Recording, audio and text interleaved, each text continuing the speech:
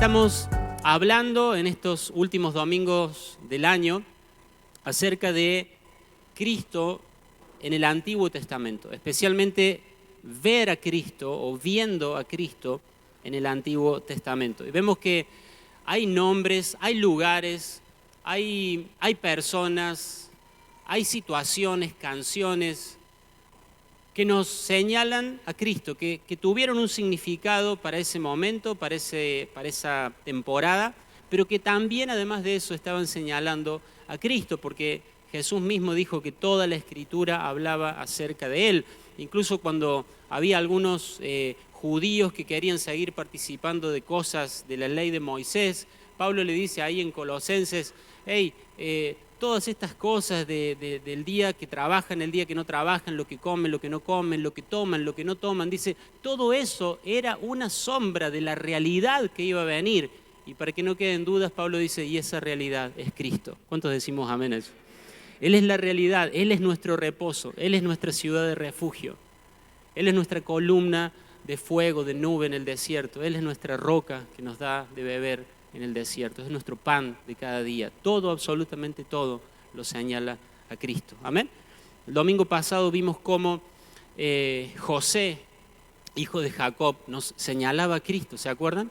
Un hombre que era amado de su padre, pero tuvo que sufrir mucho y a través de ese sufrimiento llegó a estar en una posición desde donde él pudo dar vida a todo su pueblo. Y ese es nuestro Señor, que a través de mucho sufrimiento pudo obtener ese lugar y esa posición desde la cual Él nos salva a nosotros. Damos gracias al Señor por eso.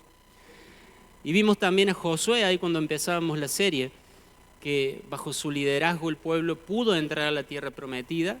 Josué significa lo mismo que Jesús, salvación, salvador, y ellos cruzaron ese Jordán y tomaron la posesión de la tierra que Dios les había dado. Y es una señal que apunta al verdadero Josué, que nos ayuda a cruzar por ese río que nosotros no podíamos cruzar, el pecado que llevaba a la muerte, ¿recuerdan? Pero nos da acceso a Dios. Cristo es el verdadero Josué por el que tenemos acceso a Dios. Él mismo dijo, nadie puede venir al Padre, ¿cómo sigue? Si no es por mí, si no es a través de mí. Yo soy el camino, yo soy la vida y yo soy la verdad. Amén. Y hoy vamos a seguir con esta serie, la parte 3. Hemos hablado del verdadero Josué, el verdadero José, y hoy vamos a hablar del verdadero David. Amén. ¿Cuántos creemos que tenemos un verdadero David? Amén. Que hay un David que vivió, que reinó acá, que caminó entre su pueblo, pero ese David, por gloriosa que sea su vida, era simplemente una señal que anunciaba a Jesús. Amén. Cuando muere Josué, empiezan a levantarse jueces, ¿sí? Dios empieza a designar jueces. Saben que el pueblo de Dios, y también los llama libertadores, eran jueces o libertadores. Y estos jueces tenían una función. El pueblo desobedecía a Dios, para variar, ¿no? El pueblo desobedecía a Dios y como desobedecía a Dios, venía un tiempo de opresión. Y como venía el tiempo de opresión, ellos se acordaban de que habían fallado a Dios y le pedían ayuda a Dios. Entonces Dios tenía compasión de ellos y les levantaba un libertador. Ese libertador los ayudaba, los salvaba, los defendía, los llevaba a la batalla con los enemigos. Y dice ahí Jueces capítulo 2, verso 18 y 19, cada vez que el Señor levantaba un juez sobre Israel, Él estaba con ese juez y rescataba al pueblo de sus enemigos durante toda la vida del juez. Pues el Señor tenía compasión de su pueblo, que estaba sobrecargado de opresión y sufrimiento. Pero al morir el juez, la gente no solo volvía a sus prácticas corruptas, sino que se comportaba ¿cómo? Peor que sus antepasados. O sea, cuando tenían un poquito de alivio, respiraban un poco, otra vez se volvían a la idolatría, otra vez se volvían a la desobediencia y otra vez ese ciclo volvía a empezar y otra vez volvían a ser oprimidos y decían, Señor, ayúdanos, y Dios les levantaba un juez y ese juez les traía alivio y cuando se sentían aliviados, ¿qué hacían? Volvían. Pero dice, no solo volvían, sino que hacían cosas peores. Y eso lamentablemente sigue pasando hoy. Las personas en su desesperación buscan a Dios, puede ser por una enfermedad, puede ser porque hay una crisis, el matrimonio parece que se está por romper, otros que están deprimidos, algunos que están con una gran necesidad económica y claman y buscan la ayuda de Dios. Y muchas veces esos problemas que hay tienen que ver con la desobediencia, con el tipo de vida que llevan las personas. Y claman a Dios y le piden ayuda, porque han vivido mal, han vivido desordenados y ahora tienen las consecuencias de eso, o han sido infieles, el matrimonio se está por romper y claman a Dios por ayuda. Y Dios ayuda, y Dios tiene misericordia.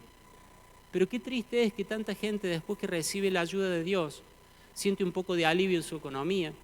Ese hijo que tanto le pedían a Dios llega, o ese hijo que estaba rebelde se vuelve sumiso, obediente a los padres. Y después de recibir ese milagro, después de recibir la ayuda de Dios, las personas que hacen vuelven a su estilo de vida anterior. Y a veces no vemos que se trata de ciclos que van cada vez empeorando. Y después la opresión y después los problemas son cada vez mayores. Entonces yo quiero animarlos en esta mañana a que esto nos sirva de lección a nosotros. ¿Cuántos han recibido ayuda de Dios? Miren. Y no nos pasa, acá mi hermano levanta todas sus extremidades, muy bien, ha recibido mucha ayuda, no se vaya a caer al suelo. Que esto nos sirva a nosotros, porque no nos pasa que después de ese alivio, después de esa sanidad, después de esa provisión de ese trabajo, después de que ese problema tan grave que no nos dejaba dormir se soluciona, ¿no nos pasa que ya dejamos de ser los intercesores fervientes que éramos? ¿No nos pasa que ya ciertos pecados que en ese momento despreciábamos nos empiezan a interesar de nuevo? Jesús un día sana a un paralítico, casi 40 años de estar paralizado, y lo sana, y después se lo encuentra en el templo. Y Jesús le dice, ¿sos vos? Sí, bien. Se saludan. ¿Se imaginan esa escena? ¿Y qué le dice Jesús? Pórtate bien. Postdata. No sea que te venga algo peor. ¿Se dan cuenta? Él acababa de recibir un milagro. Pero guarda que ese milagro no lo pusiera ahora en condiciones de decir, no necesito a Dios, puedo hacer mi vida, seguir con mi estilo de vida. Hermanos, si hemos recibido ayuda de Dios, vivamos humildes, vivamos agradecidos a Dios. ¿Me dice amén la iglesia esta mañana? Sanidad, provisión, ayuda, sigamos caminando en obediencia, amén. Porque ellos no lo hicieron. Y ese juez tras juez, dice, moría el juez y el pueblo se volvía a desenfrenar. Qué bueno que nuestro libertador, nuestro juez Jesucristo no muere jamás, amén. Él es para siempre, es eterno. Y el último de esos jueces, que tenía varios títulos ahí en su haber, era juez, era sacerdote, era profeta, se llamó Samuel, ¿sí? Samuel. Ahí empieza el libro de Samuel con una tal Ana que no podía tener hijos, clama a Dios, Dios escucha. Y Ana no hace como el resto del pueblo, porque en toda generación y en toda cultura nosotros podemos vivir diferente que la masa, ¿no? Y aunque todo el mundo vivía olvidándose de Dios cuando recibía ayuda, Ana no se olvidó de Dios. Ana clamó por un hijo y cuando Dios le dio ese hijo, Ana dijo, yo lo voy a dedicar a Dios como lo había dicho. Tenemos que cumplir nuestra palabra, amén. Y cuando este hijo empieza a crecer, Samuel se convierte en un gran profeta usado por Dios, pero pasa a Samuel lo mismo que nos pasa a todos, envejeció, ¿sí? ¿Por qué me mira así? Tenemos vida eterna, ese no es un problema para nosotros. Amén. Entonces el pueblo lo veía a Samuel bastante viejito y sus hijos no andaban por el buen camino y le dicen esto. Primera de Samuel 8, versículos 5 al 7. Dice, mira Samuel, le dijeron, ya eres anciano, no lo tomes a mal, ¿sí? Pero ya eres anciano. Y tus hijos no son como tú. Danos un rey para que nos juzgue, así como lo tienen las demás naciones. Samuel se disgustó con esta petición y fue al Señor en busca de orientación. Haz todo lo que te digan, le respondió el Señor, porque me están rechazando a mí y no a ti. Ya no quieren que yo siga siendo su rey. Dios les había dicho que en Israel iba a haber un rey. Cuando Dios hace el pacto con Abraham, le dice que él iba a gobernar, pero que de él iban a salir reyes y naciones, ¿sí? Cuando Jacob está por morir, profetiza que de la descendencia de Judá iba a venir uno que iba a tener un cetro real, ¿sí? Y en Deuteronomio también Moisés les da todas las instrucciones para el día que tuvieran un rey. O sea que un rey lo iban a tener. Pero acá el problema, y esto nos da una lección a nosotros, es que aunque tener un rey estaba en los planes de Dios para el pueblo, ellos estaban pidiendo, dice, queremos un rey, pero no porque Dios dijo que nos iba a dar un rey. No queremos el rey que Dios quiere darnos. Queremos un rey como ¿quién? Como el que tienen las otras naciones, ¿sí? Pidieron el rey, pero lo pidieron por motivos equivocados, en el tiempo equivocado, y pidieron el rey equivocado, como tienen las otras naciones. Y eso nos enseña algo a nosotros también esta mañana, porque aunque sepamos que algo es el plan de Dios, nosotros tenemos que orar con humildad.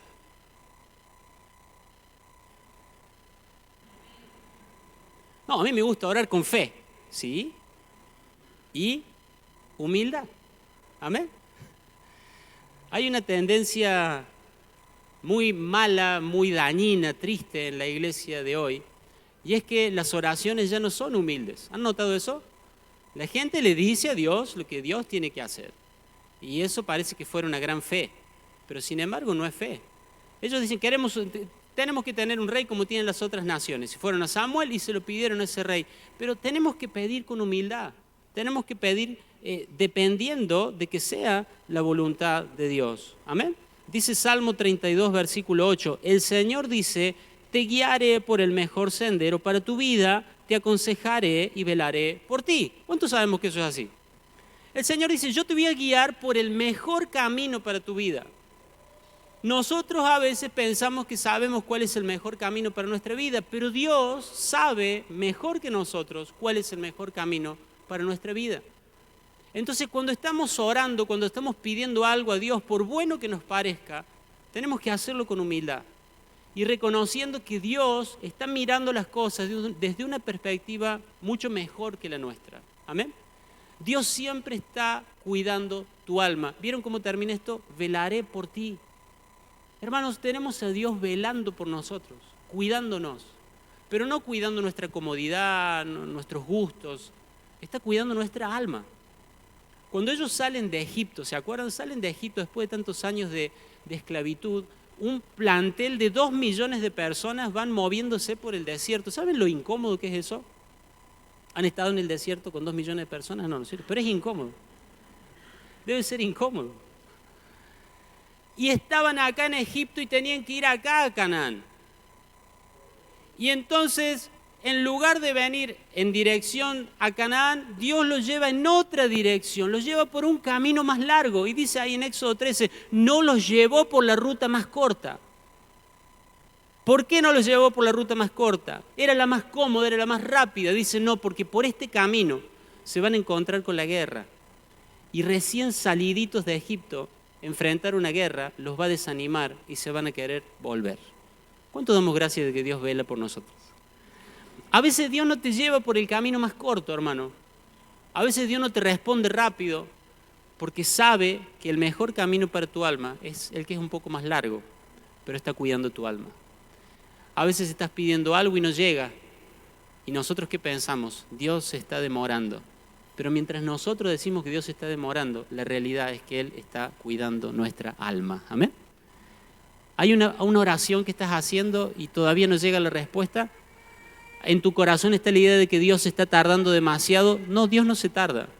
Dios te podría llevar directo a eso. Él tiene el poder para hacerlo, pero Dios está velando por tu alma.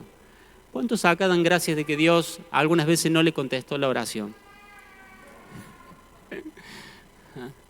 Otra vez mi hermano levanta todas las extremidades. ¿Ah? Oramos y oramos con fe y oramos sabiendo que Dios nos puede proveer, pero Dios no nos contesta la oración. Y después cuando pasa el tiempo, Señor, ese chico. ¿Ah? Señor, esa chica. Mirá que queremos servirte y empezamos, ¿no? Me miran como si, bueno, está bien. Y el Señor no responde y no responde, y Señor, al final, y después pasa un año, ¿qué voy a decir? 6 meses, y después sí, Señor, gracias. Menos mal que dijiste que no, me guardaste, ¿o no? Ese trabajo, mira, eso que parecía bueno, este viaje, comprar eso, hacer aquello, Señor, me dijiste que no. Hermano, el sí de Dios y el no de Dios tienen el mismo amor por tu alma. Cuando Dios te dice sí, te ama tanto como cuando te dice que no. Y ahí es donde nosotros necesitamos fe. La fe no es para hacer que Dios nos diga siempre que sí. La fe es para creer que cuando Dios nos dice que sí y cuando Dios nos dice que no, nos está amando exactamente igual y está velando por nuestra alma. ¿Amén? Y eso lo tuvieron que aprender ellos. Ahora, ¿qué le dijeron ellos? Primera de Samuel 8:20. Vamos a hablar del verdadero David, pero quiero que hagamos un poquito de historia para poder valorar a este verdadero David, ¿sí? ¿Qué le dijeron ellos? Primera de Samuel 8:20. El pueblo le dijo, nuestro deseo es ser como las naciones que nos rodean. Miren qué deseo tremendo que tenían, ¿no? Qué espirituales que eran. Nuestro deseo es ser como las naciones que nos rodean. Dios les había dicho, yo los he elegido de entre todas las naciones para que sean una nación especial. Y ellos dicen, nuestro deseo viene a contramano de Dios. Nuestro deseo es ser igualito a las naciones de alrededor. Y dice, y el rey que queremos pedir, el que tiene las otras naciones, nos juzgará y será nuestro líder en las batallas. Ahí está más o menos el escenario, ¿está bien? Ellos queriendo el rey como tenían las demás naciones, dice, para que vaya delante nuestro, para que pelee las batallas por nosotros. ¿Y saben qué? Insistieron y Dios les dio finalmente ese rey que ellos querían. ¿Quién es este rey? Primera de Samuel, capítulo 9, versículo 2. Dice, Saúl era el hombre más apuesto en Israel, era tan alto que los demás apenas le llegaban a los hombros. Digamos, era fachero. ¿Ah? Si iban a un casting para el rey, le daban el lugar a él. Era más alto que todos. Viendo esto dice que le sacaba una cabeza a todos. Y tenía cara de rey, era apuesto, dice, ¿no? Entonces, era humanamente lo que ellos estaban queriendo. Un rey como tenían las demás naciones. Un rey según el estándar de esas naciones. Era el que ellos habían pedido. ¿Y saben qué? Curioso, Saúl significa pedido. Así que cada vez que ellos veían al rey, se acordaban, este es el que nosotros hemos pedido. Hola, ¿está bien? Entonces cada vez que lo nombraban, se acordaban, este es el que nosotros pedimos. Serviría, ellos lo querían para que fuera delante de ellos en las batallas y peleara por ellos. Ellos querían que fuera delante de ellos para conquistar por ellos. ¿Serviría ese rey? Querían un líder para eso. Y Dios lo pone a prueba y aparece acá un personaje que se llama Goliat. ¿Sí? ¿Cuántos han visto esta historia en la escuela bíblica? ¿La han enseñado? Algunos no me levantan la mano, me dicen que no conocen la historia de David y Goliat. David y Goliat, ¿bien? Goliat, que dice que medía aproximadamente 3 metros, otros dicen que la traducción debería ser diferente, puede ser un poco menos. La verdad es que Goliat era un gigante, ¿está bien? Y el ejército filisteo, el ejército de Goliat, estaba todo en un lado, ahí en Soco, y todo el ejército de Israel estaba en el valle de Ela. Y ahí estaban los dos ejércitos apostados, listos, preparados para la batalla. Ahora, en medio de eso sale un gigante, este Goliat, y dice, denme a un hombre para que pelee conmigo. Y esto no es solamente de esta historia, esto era común, muchas veces pasaba en la guerra esto, que se definían las batallas por una pelea de uno contra uno, ¿sí? Ahora, miren cómo dice 1 Samuel 17, versículo 8 y 10, vamos a ver solamente, 8, 9 y 10. Dice, Goliat grita y dice, elijan a un hombre para que venga aquí a pelear conmigo. Si me mata, entonces seremos sus esclavos. No te pierdas de detalle de esto, ¿eh? Si me mata, dice Goliat, seremos sus ¿qué? Esclavos. Pero si yo lo mato a él, ustedes serán ¿nuestros qué? Nuestros esclavos. Hoy desafío a los ejércitos de Israel, envíenme a un hombre que me enfrente. Un hombre para enfrentar a un gigante. ¿Quién sería el candidato ideal para ir ahí? ¿Quién era el más alto de Israel? ¿Quién tenía la responsabilidad de ir delante de ellos y pelear sus batallas? Saúl. ¿Qué hizo Saúl? Versículo 11. Cuando Saúl y los israelitas lo escucharon, quedaron aterrados y profundamente perturbados. O sea que Saúl,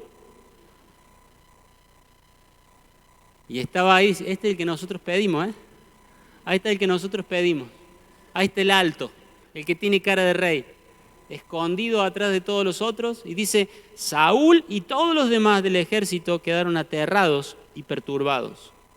Sabemos hablar de Goliat y decimos que nosotros tenemos nuestros Goliat, ¿no?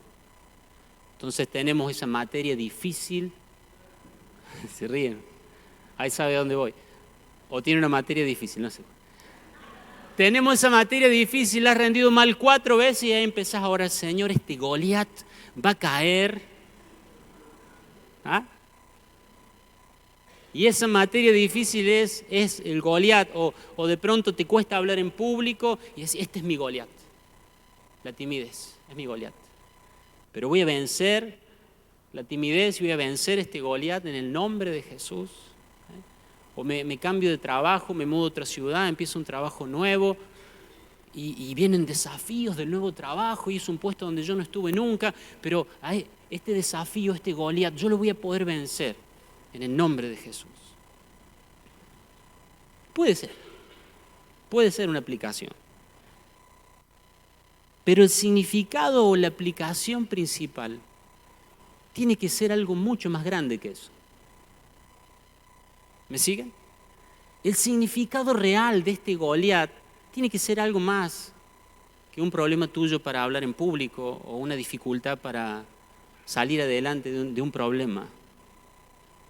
Porque no todos se paralizan por un examen, no todos se paralizan por hablar en público, no todos se paralizan ni siquiera frente a una enfermedad. Pero acá vemos que este Goliat los paralizó a todos. Este Goliat representa algo que nadie puede vencer. ¿Me va siguiendo? Esta historia no es sobre los Goliat que nosotros enfrentamos, de los problemas cotidianos. Esta historia es una réplica de la verdadera batalla espiritual más importante del universo, un conflicto provocado por uno que desafía, que es el enemigo de toda la raza humana. Y es interesante el significado del nombre Goliat, porque Goliat significa uno que ha sido desterrado, uno que ha sido expulsado. ¿Le suena a alguien eso? Goliat es adversario, Satanás significa adversario. Entonces Goliat no está representando tus dificultades cotidianas menores o mayores, pero no tan mayores como el pecado y como Satanás, el diablo. Y nos resulta raro hablar de esto, ¿no? Si hay alguien, los que me levantaron la mano que están por primera vez, dicen, no, ¿cómo que el diablo? Yo no le hice nada al diablo. Además, yo no creo en el diablo.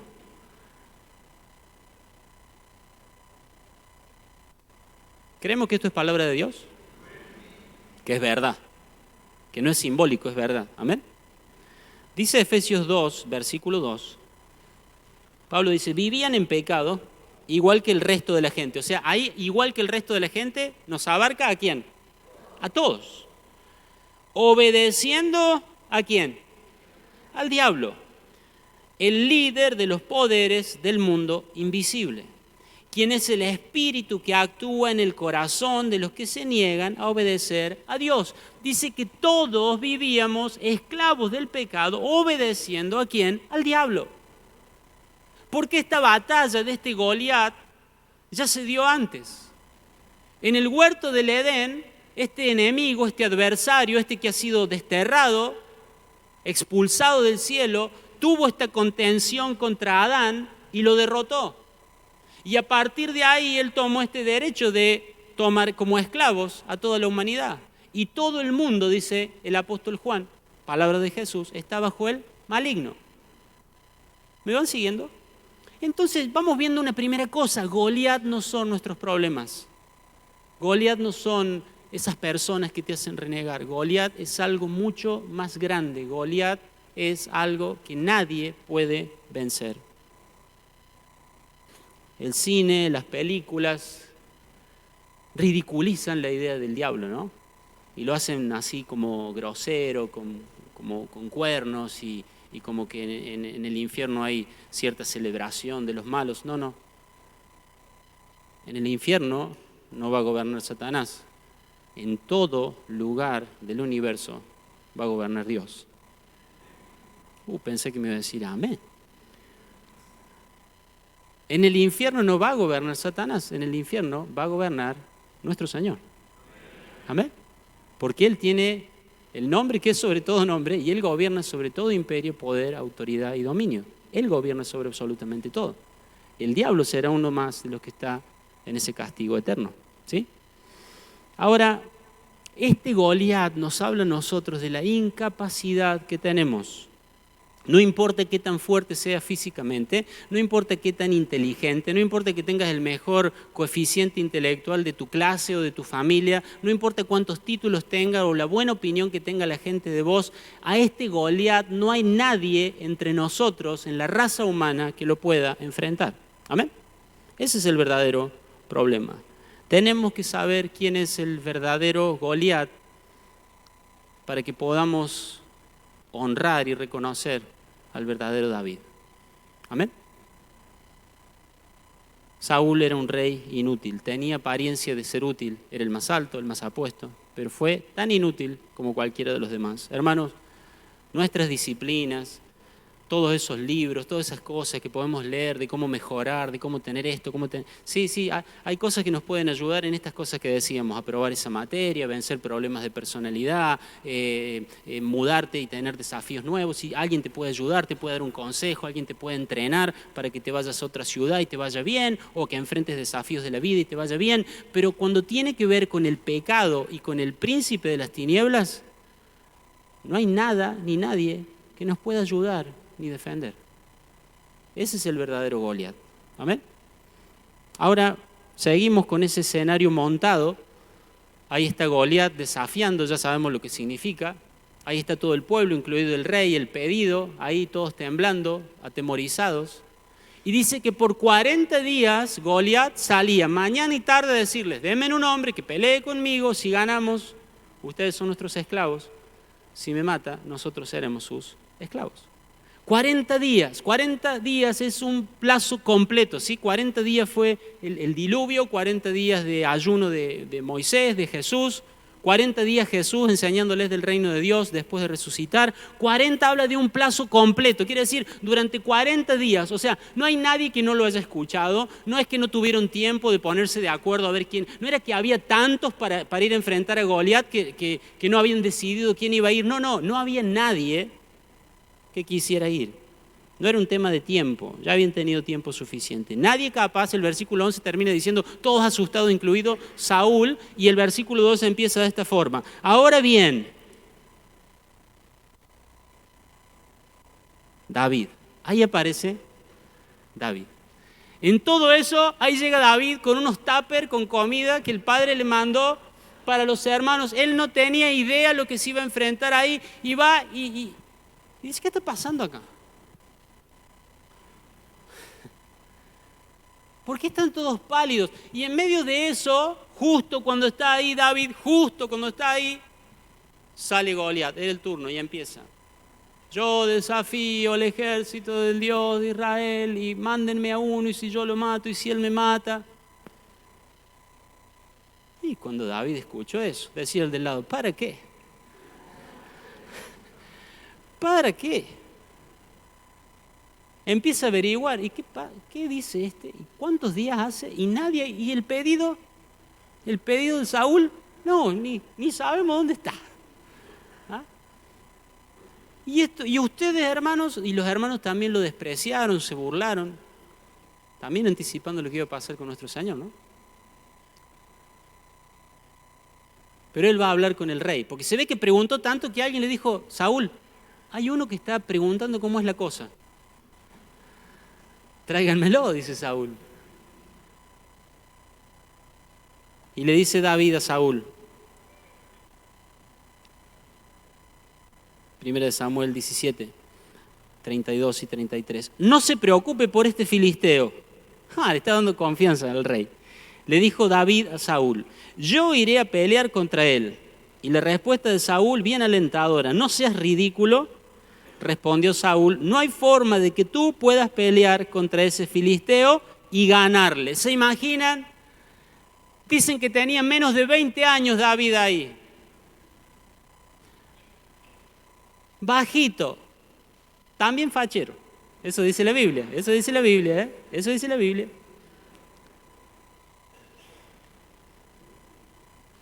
Pero dice, no te preocupes, yo voy.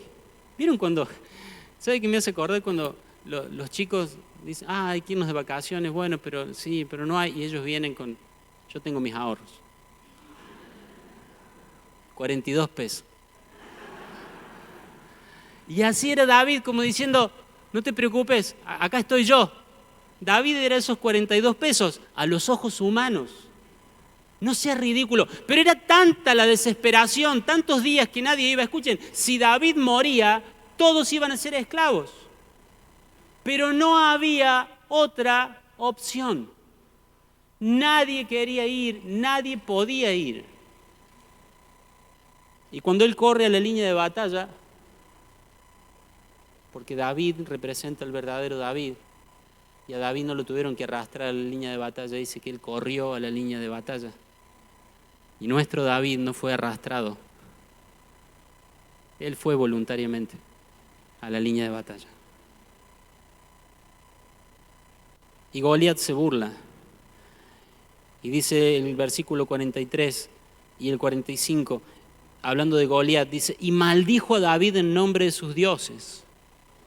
David le respondió al filisteo, tú vienes contra mí con espada, lanza y jabalina, pero yo vengo contra ti en nombre del Señor de los ejércitos celestiales, el Dios de los ejércitos de Israel, a quien tú has desafiado. Wow. Acá se corre la cortina completamente y ya nos damos cuenta de que no es un problema militar, ya es un problema espiritual. Es dioses contra el Dios de Israel. Goliat confiando en sus dioses y maldiciendo a David por sus dioses, y David diciendo, vos no me has provocado a mí, vos has provocado al Dios de los ejércitos de Israel. Y David con absoluta confianza le dice, hoy te voy a cortar la cabeza y le voy a dar tu carne a las aves del cielo. Tenía fe, yo creo, ¿no?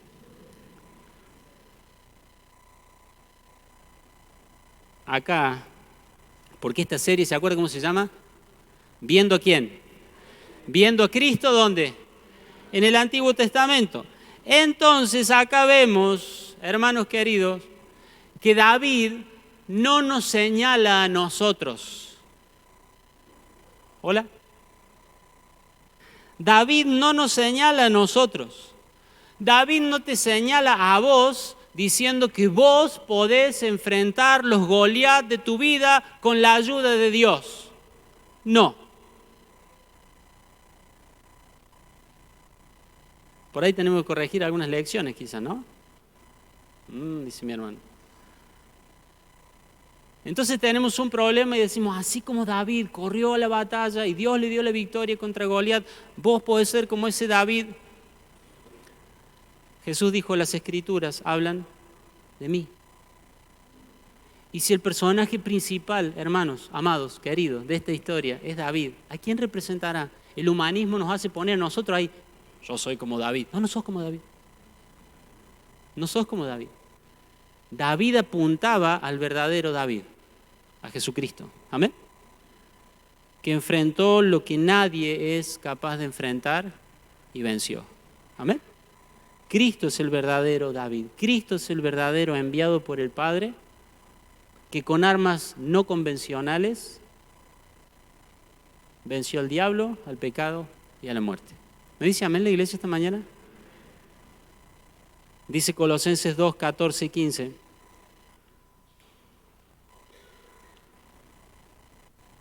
Y voy terminando con esto. Dice, Él anuló el acta con los cargos que había contra nosotros, y la eliminó clavándola en la cruz. De esa manera, digan bien fuerte, de esa manera desarmó a los gobernantes y a las autoridades espirituales. Los avergonzó públicamente con su victoria sobre ellos en la cruz. ¡Aleluya! De esa manera. Venís a mí, dice Goliat, representando al pecado, a Satanás y todo el reino de las tinieblas. Venís a mí con esas armas. Eso no te va a servir contra mí. De esa manera. ¿Cómo? En una cruz. ¿Cómo? Muriendo. El Hijo de Dios. De una manera impensada. De una manera que parecía ser el camino a la derrota para Jesús y para David. De esa manera triunfó sobre ellos. ¿Dónde triunfó? Dice, los avergonzó públicamente con su victoria sobre ellos en la cruz. La cruz es la manera no convencional.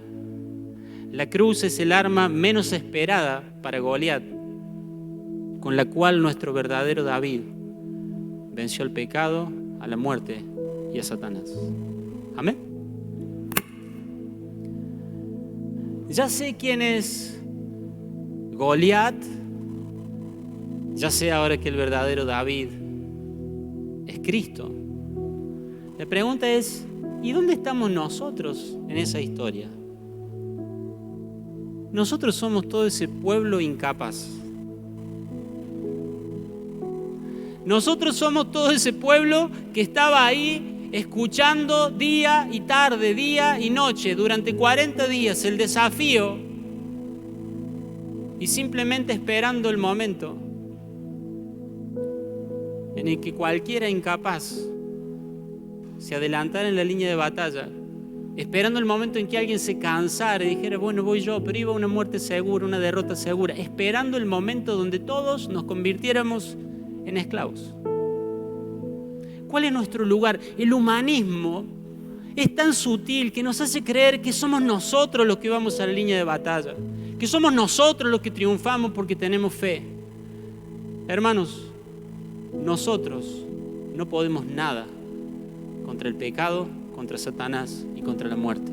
Nuestra única esperanza está en que un día el Hijo de Dios corrió la línea de batalla y con armas impensadas venció al enemigo que nosotros no podíamos vencer.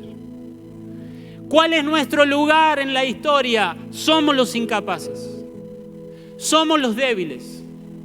Somos los que solamente estábamos esperando el momento que nuestro corazón dejara de latir para enfrentar el destino eterno de condenación de nuestra alma y del infierno que merecen nuestros pecados. Ese es nuestro lugar. Pero si alguno de nosotros dijéramos, no, yo voy a tener fe y yo voy a pelear contra el pecado, no. Ninguno de nosotros, ninguno de los Saúles que nosotros podamos elegir, de las disciplinas, de las religiones, de las filosofías, de la autosuperación, del mindfulness y de toda esa basura que parece moderna pero tiene miles de años. Nada de lo que nosotros podamos elegir que hacen las otras naciones sirve para enfrentar al pecado y a la muerte. Nuestra única esperanza está en el verdadero David. Amén. Nuestro lugar es ese.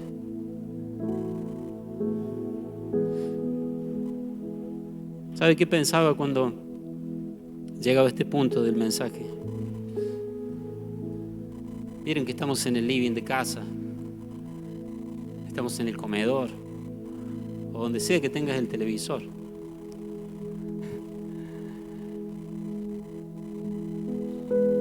Y cuando termina el partido, no decís, ¡ganaron!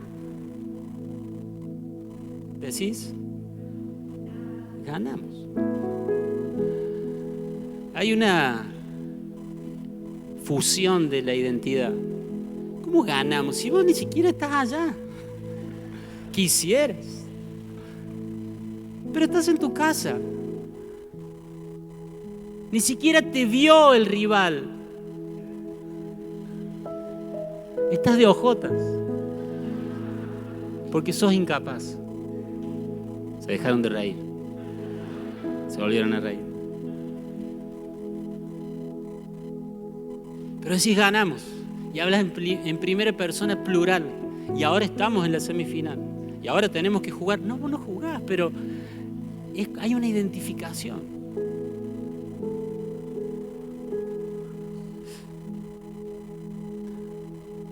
Nosotros no estuvimos en la cruz.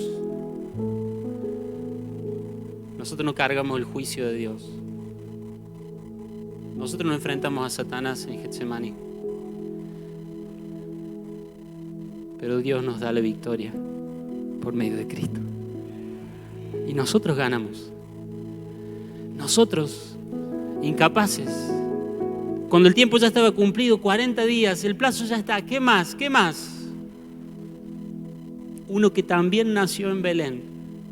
Uno que también era pastor de vocación. Uno que no venció con armas militares, sino con armas de pastor. Venció por nosotros. Y nosotros somos más que vencedores por medio de Cristo Jesús. Somos más que vencedores.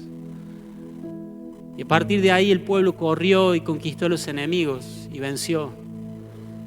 Y ahora la Biblia dice que nosotros tenemos lucha contra principados y potestades, pero ya están vencidos. Porque el pacto se cumplió. Porque el que vencía esclavizaba a todos los demás. Y nuestro Señor venció. Y ya es una cuestión legal ir y perseguir. Es una cuestión legal de que persigas a tus pecados, a tus obras de la carne y las hagas morir y las sometas al señorío de Cristo, porque Él ya venció en la cruz del Calvario. Es legal.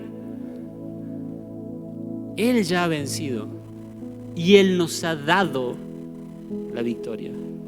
David y Goliat no es tanto acerca de nosotros dando un paso al frente y confiar en que Dios nos va a dar la victoria como se la dio a David. David y Goliat señala al verdadero David, a Cristo, que peleó contra el verdadero Goliat que ninguno de nosotros podíamos enfrentar y lo venció. ¿Y saben qué pasó? Dice que en todas las ciudades de Israel, ¿a dónde? En todas las ciudades de Israel se cantaba una canción. Saúl, el inútil, mató a 1000, pero David a 10.000. Y volvía David de la batalla y estaba esa canción. Y pasaba por las ciudades volviendo a Jerusalén y se cantaba esa canción. ¿Y por qué cantamos nosotros? ¿Por qué cantamos nosotros acá? ¿Por qué cantan en cada país del mundo? ¿Por qué se canta en todos los idiomas, en todas las lenguas, en todos los dialectos? ¿Por qué se canta? Ellos cantaban porque sabían, primero, que Saúl no les había podido dar la victoria. Y cantamos porque sabemos que nosotros en nuestra fuerza, en nuestra autodisciplina y en las promesas que hagamos y en las buenas obras, nosotros sabemos que todo eso es como Saúl, absolutamente inútil. Y por eso cantamos. Cantamos desde la humildad de decir nosotros no podíamos, nosotros éramos incapaces.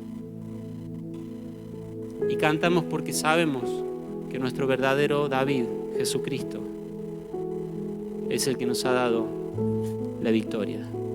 Ellos cantaban porque sabían que si no fuera por ese futuro rey, no había asumido, pero ya había sido ungido, amén. Ese rey que caminaba ahí en medio de ellos, si no fuera por él, hoy seríamos esclavos de los filisteos. Si no fuera por él, nuestros hijos no tendrían destino. Si no fuera por él, ellos hubieran tomado nuestras casas, nuestra riqueza, nuestro futuro. Y nosotros cantamos, porque si no fuera por Él, nosotros no tendríamos destino. Nosotros lo alabamos porque Él es mejor que nuestras fuerzas. Él es mejor que los Saúles que nos ofrecen las otras naciones. Cantamos porque solo Él pudo comprar nuestra libertad. Amén. Dale un aplauso grande al Señor mientras te pones de pie.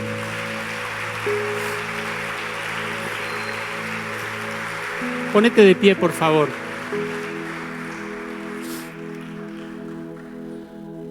Nuestro David está paseándose en medio nuestro. ¿Cuántos creen eso?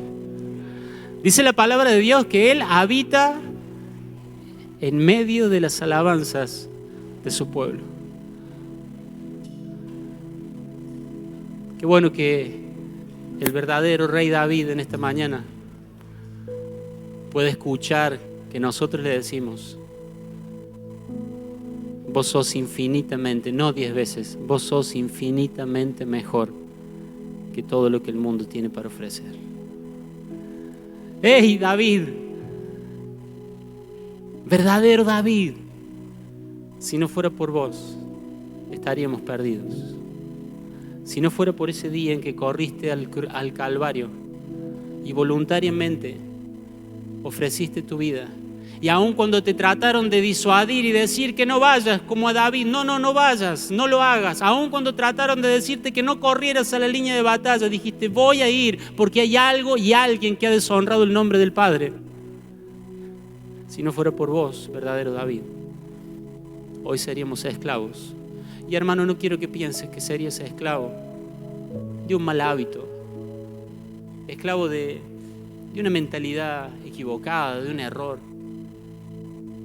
Si nuestro verdadero David no corría la línea de batalla y vencía en la cruz al pecado y al diablo, tu alma y mi alma iban a ir al infierno por la eternidad, a sufrir un castigo de tormento eterno.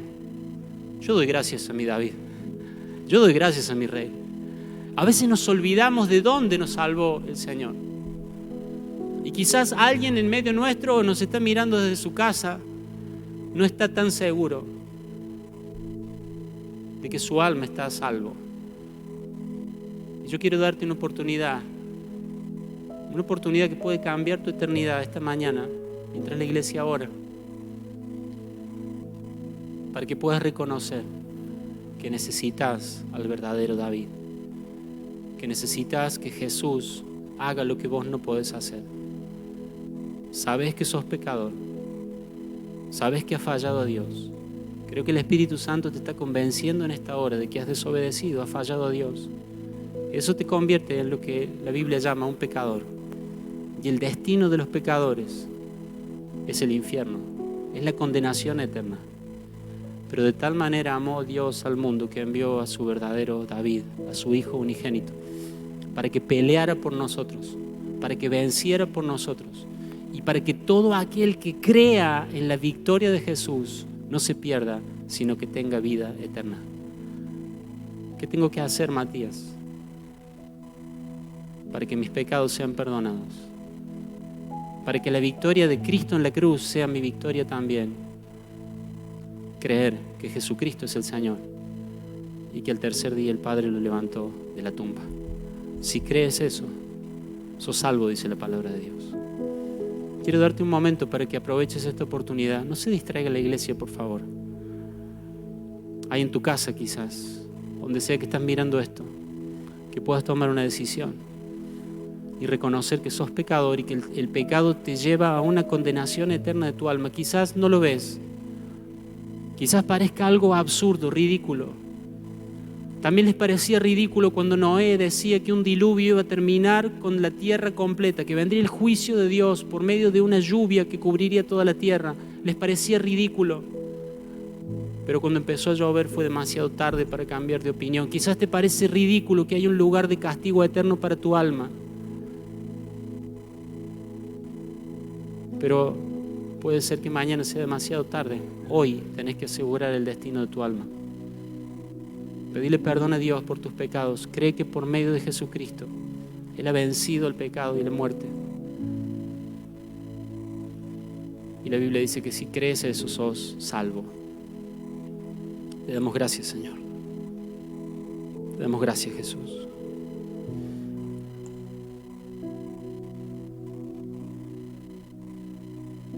Vamos a adorar al Señor un momento. Tengo una cosa más para decirte en esta mañana, pero vamos a adorar al Señor. Quiero que veas a tu verdadero David corriendo a la línea de batalla, corriendo a la cruz. ¿Qué enfrentaría ahí? al pecado, al diablo y a la muerte. Y a los tres los vencería definitivamente, para siempre, si no fuera por Él. Vamos a adorar al Señor con esta verdad en nuestra mente, con esta verdad en nuestro corazón. Vamos a adorarle a Él en esta mañana. Te damos gracias, Señor. Gracias. Gracias, Señor.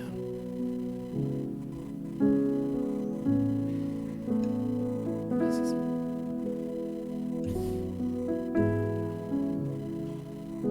Nuestro Dios es un Dios poderoso y reina en autoridad, con gloria, amor y poder. Mi Dios poderoso es.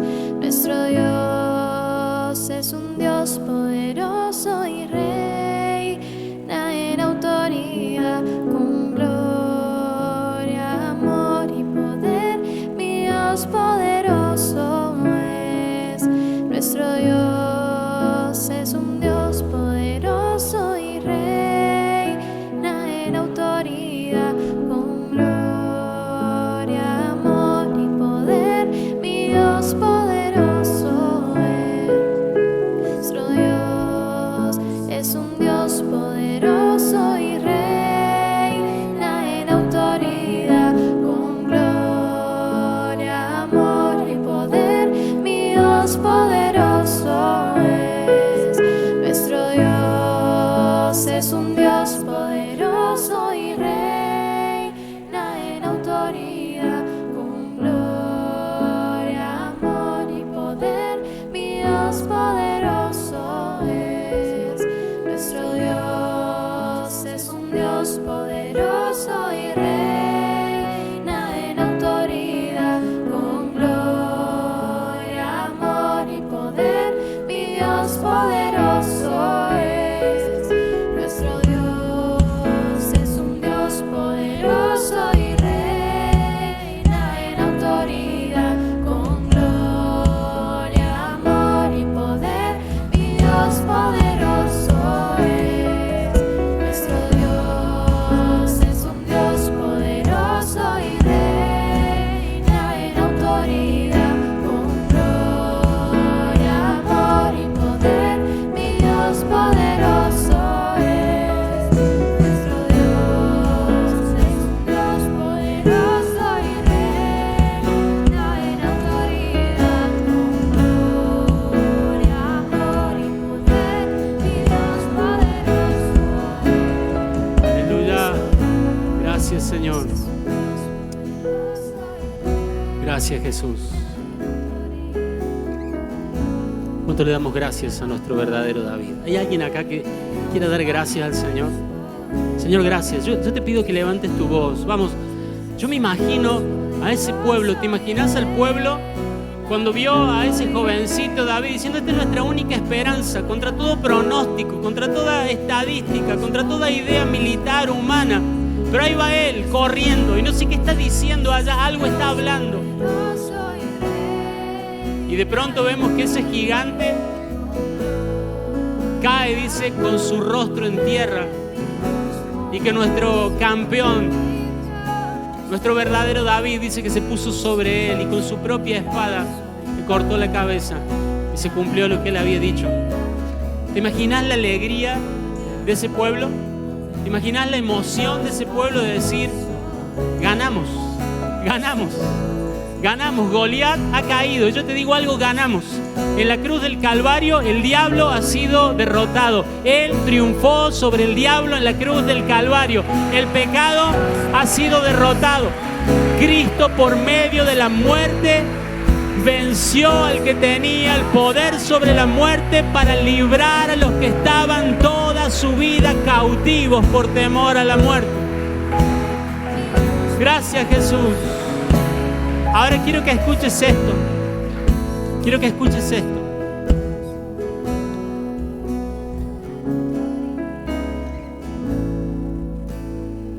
Porque Dios a David le hizo una promesa. Dios le dijo a David: Segunda de Samuel 7:16. Tu casa y tu reino continuarán. ¿Por cuánto tiempo? ¿Por cuánto tiempo, iglesia? Para siempre. Míralo al del lado, decirle para siempre. Míralo al del otro lado, decirle para siempre. Porque de esto te vengo a hablar esta mañana. Aunque son los últimos 2 minutos, pero este es mi mensaje. Para siempre. Y su trono estará seguro para siempre. Aleluya. Para siempre, para siempre, para siempre. Dios le promete a David: un descendiente tuyo va a estar en el trono para siempre. Para siempre. ¿Saben? Para siempre. Estamos tan acostumbrados a que los para siempre se rompen. Estamos tan acostumbrados que en una relación un para siempre no significa lo que parecía que significaba.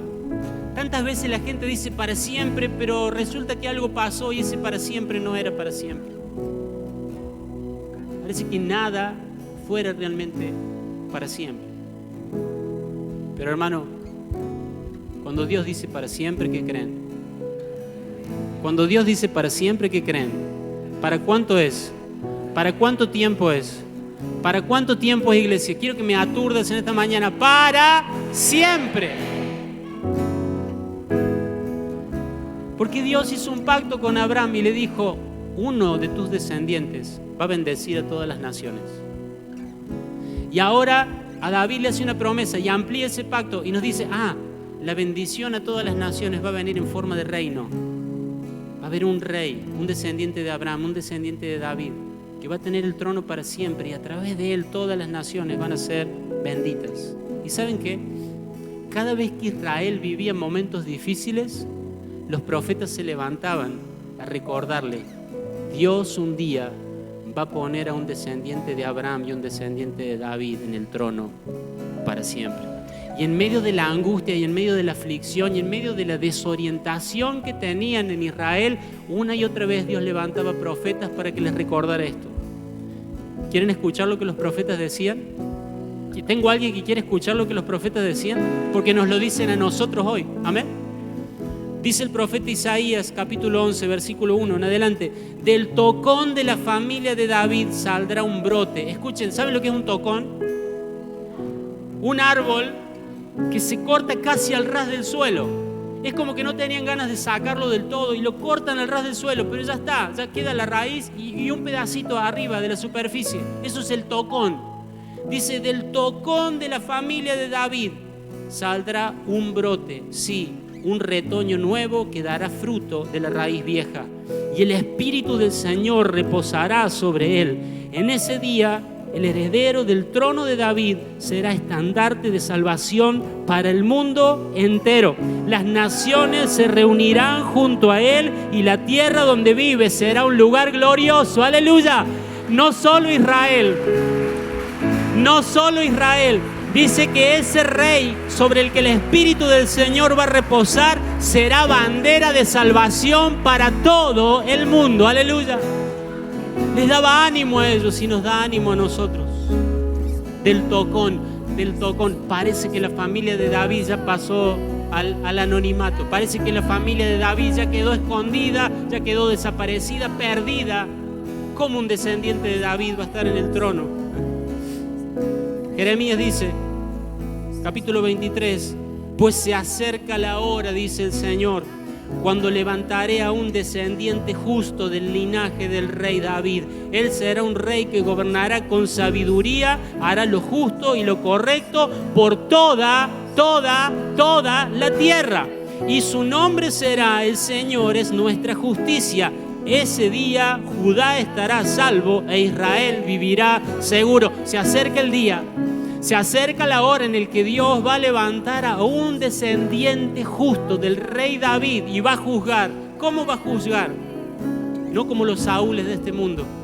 Va a juzgar como estábamos cantando, con gloria, amor y poder. Va a juzgar con misericordia, va a juzgar con justicia, va a juzgar con compasión y vamos a habitar seguros. Amén. Ezequiel 37, prepárese para esto. Dice: mi siervo David ya había muerto hace siglos, pero está hablando del verdadero David, está hablando de Cristo. Dice, mi siervo David será su rey y tendrán un solo pastor. Obedecerán mis ordenanzas y se asegurarán de cumplir mis decretos. Vivirán en la tierra que le di a mi siervo Jacob, la tierra donde vivieron sus antepasados. Escuchen, tanto ellos como sus hijos y sus nietos vivirán allí. ¿Por cuánto tiempo? ¿Por cuánto tiempo? Para siempre, de generación en generación, y mi siervo David será su príncipe por siempre. ¿Cuánto damos gracias a Dios por eso? Cuando Dios dice para siempre, es para siempre. ¿Cuántos creemos que Cristo va a gobernar para siempre sobre todas las naciones de la tierra? ¿Cuántos creemos eso? Vos le vas a levantar tus dos manos al cielo y ¿saben cómo va a reinar Él? Él va a reinar con justicia. Y nosotros vamos a ser su pueblo. Y nosotros vamos a habitar seguros. Y nosotros vamos a vivir en paz. ¿Por qué? Porque Él va a ser nuestro príncipe, nuestro verdadero David, nuestro corazón de pastor. Él nos va a guiar. Él nos va a gobernar. Él nos va a cuidar. Él va a velar por nosotros. ¿Por cuánto tiempo? Para siempre. ¿No es una buena noticia el Evangelio? Para siempre. Pasó algo. Los profetas se callaron. Todos estos que venían diciendo de la descendencia de David va a venir un rey que va a gobernar para siempre, los profetas se callaron. 1 año, 2 años, 100 años, 400 años. Y de pronto un ángel le dice a una jovencita de Israel llamada María, en Lucas 1:32. Lucas 1:32. Él será muy grande y lo llamarán Hijo del Altísimo. El Señor Dios le dará el trono de su antepasado David y reinará sobre Israel para siempre. Su reino no tendrá fin. 400 años de silencio, pero Dios dice, cuando yo digo para siempre, es para siempre. Amén. Y el último, iglesia, miren, y adoramos a Dios. Cuando todo esté terminando, cuando venga el Señor, cuando estén los juicios de Dios, en medio de los juicios finales de Dios, Apocalipsis 11:15 dice, ahora el mundo ya es el reino de nuestro Señor y de su Cristo, y Él reinará por siempre y para siempre. Ahora dales alabanza al Señor bien fuerte. Él es el verdadero David. Él es el que venció al verdadero Goliat. Nosotros no somos los David que con la ayuda de Dios logramos cosas en la vida. Nosotros éramos totalmente incapaces, totalmente desanimados, desesperados, sin oportunidad, sin esperanza, pero Dios mandó al verdadero David, corrió la línea de batalla y venció por nosotros. Y le damos gracias en esta mañana. Amén. Levanta tus manos al cielo, cantamos un minuto más esto. Yo creo que el Señor está acá en medio nuestro. Que Él escuche tu alabanza. Sos mejor que todo lo que el mundo puede ofrecer, Señor. Has peleado por nosotros, has vencido. Le damos gloria, Señor. Sí, Señor. Oh, que has vencido en la cruz, Señor. Has peleado por nosotros, Señor. Gracias, gracias. Hay malas noticias en los diarios, en la televisión, hay malas noticias, quizás en tu familia hay malas noticias, una tras otra, pero de nuevo la voz profética dice lo mismo para que el pueblo de Dios tome ánimo. No teman, no se angustien, no se desesperen, porque un día el descendiente de David, un día el linaje justo y santo de David se sentará en el trono de los cielos y de la tierra y gobernará sobre las naciones para siempre. Para siempre. No temas. En medio de la enfermedad, en medio del cáncer, en medio del conflicto, en medio de la escasez, seguí adorando a Dios porque Él ha vencido para siempre. Para siempre. Todo problema que hoy puedas tener es temporal, por difícil que sea, es temporal. Pero tu problema eterno fue solucionado en la cruz del Calvario. Él es nuestro Rey poderoso. Te adoramos, Señor. Te exaltamos, Señor. Sí, Jesús.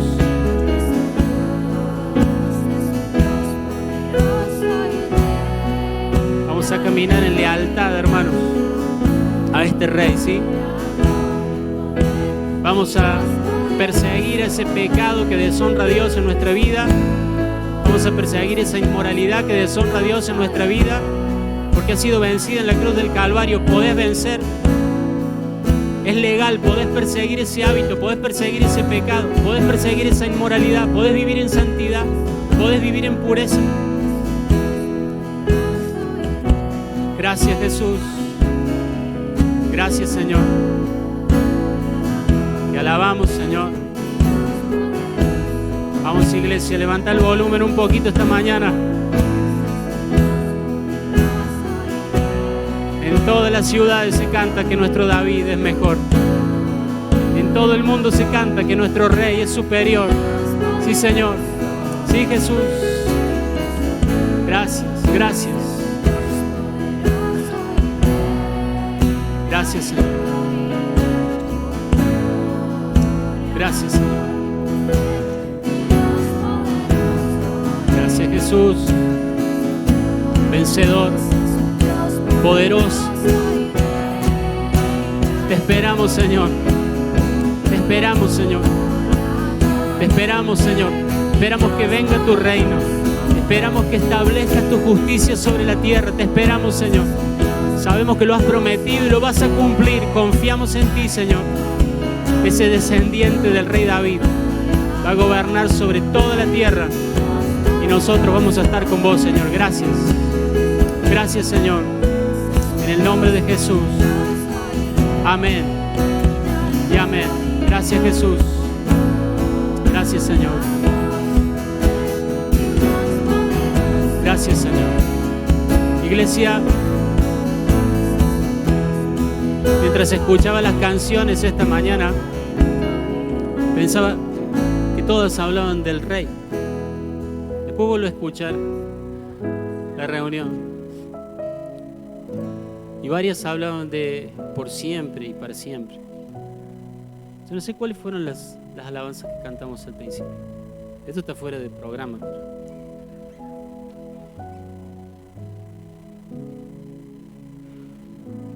Creo que podemos cantarlas todas de nuevo.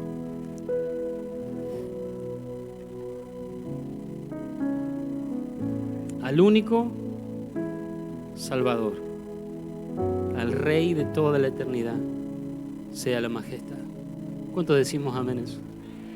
Al deseado de las naciones, al único que venció la muerte por mí, sea adorado por siempre. Y en toda la tierra, esta verdad, el evangelio no humanista, sino cristocéntrico, el evangelio donde el héroe nunca somos nosotros, siempre es Cristo. En toda la tierra, este viento, esta verdad que libera, que sana, que salva, está soplando. Y como un trueno, su voz se está escuchando. Y el coro ya lo sabe, usted lo va a cantar ahora. Gracias, Jesús.